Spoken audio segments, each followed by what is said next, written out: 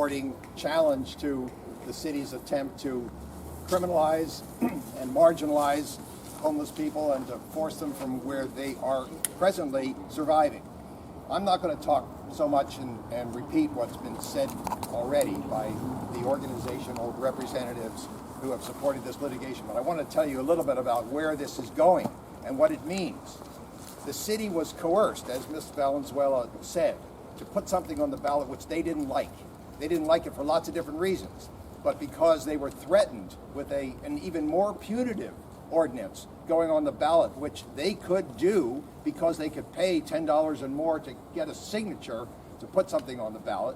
They knew they could do it, so the city was coerced into accepting the basic premise of their argument, which is, hey, we should move people out of encampments where they've been surviving and into these tiny little spaces. You're talking about 70 square feet, and it's impossible for people to survive in that small a space with any kind of survival gear, food they're going to have, food preparation items. It would be impossible. That, or the alternative was 100 square feet where they would have to vacate during the day. Vacate to where? So this was it's so burdensome, so ridiculous, so abhorrent that we decided, that is, these organizations that we represent decided that it should not even be put before the people for a vote. And it's an extreme measure to take an ordinance that has been passed by a public entity and nip it in the bud and say it's so abhorrent, it's so obviously illegal, it's so unconstitutional that it should not even burden the people, and we shouldn't have to go out there and oppose it. So we should cut it off at the pass, and that's what we're trying to do. And the authority for the illegality of this ordinance are federal cases. The biggest case, of course, is Martin versus Boise, that everybody knows about, but they don't necessarily understand. And I'd say that the city attorney of Sacramento doesn't understand it. And the reason they don't understand it is because the cost to them would be enormous, because what they'd have to do is, instead of just moving people around with police power, they'd have to provide housing, they'd have to provide services, and instead of spending their money on public extravagances, we have a lot of them to point out, whether it's a convention center or the arena or what they're talking about now with the soccer stadium in the rail yards, which should have been used for housing. Instead of putting money into housing, they're putting money into amenities that people won't even be able to afford. Anyway, so nipping it in the bud means holding up the standard that's imposed by the federal courts. That's Martin versus Boise, but in our own Eastern District here, we have at least 2 judges who have said, hold it a second, you can't move homeless people from where they're surviving into little spaces that don't have roofs, that don't have beds, that aren't adequate for their survival. You can't do that. And then to impose that requirement, that order, by a threat of criminalization, so that instead of living somewhere outside, they go to jail? I mean, come on, this is not a civilized society.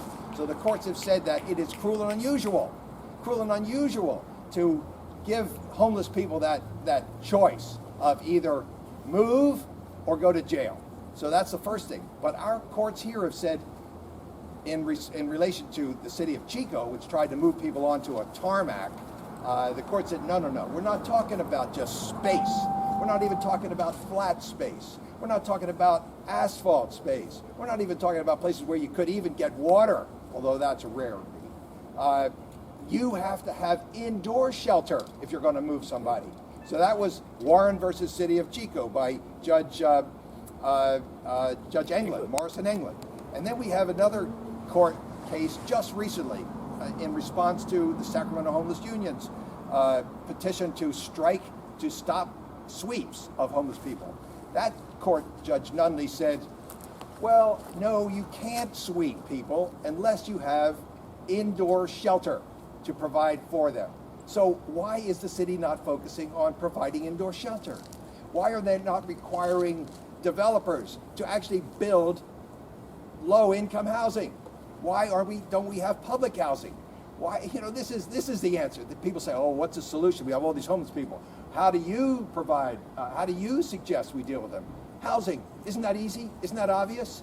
training programs for employment, health care programs, rehabilitation for mentally ill or people who have drug addictions. I mean, that's the way to go, instead of saying, no, no, no, we have to use the police to deal with this problem. The courts have said, no, you have to do it through public policy that's positive, and that's what we're looking for. So the first thing to do is get this ordinance off the ballot. We have filed, and I urge you to pick up and read the documents that are, it's a petition for alternative writ of mandate, which is directed to the clerk, to the city manager, and to other officials to tell them to stop whatever they're doing to put this proposed ordinance on the ballot, because it's patently unconstitutional. And if they think they can get away with it, they have to come to a hearing, which we hope will be set very soon. I'm hoping next week, at which they'll have to say why this ordinance passes muster and doesn't offend the constitutional and legal limitations that have been imposed. So let's see what they come up with. I don't think they'll do it. But if for some reason we lose, at least through this process, we've educated the public and we'll be out there on the campaign trail fighting against what is known as Measure O, and it will be defeated. Thank you.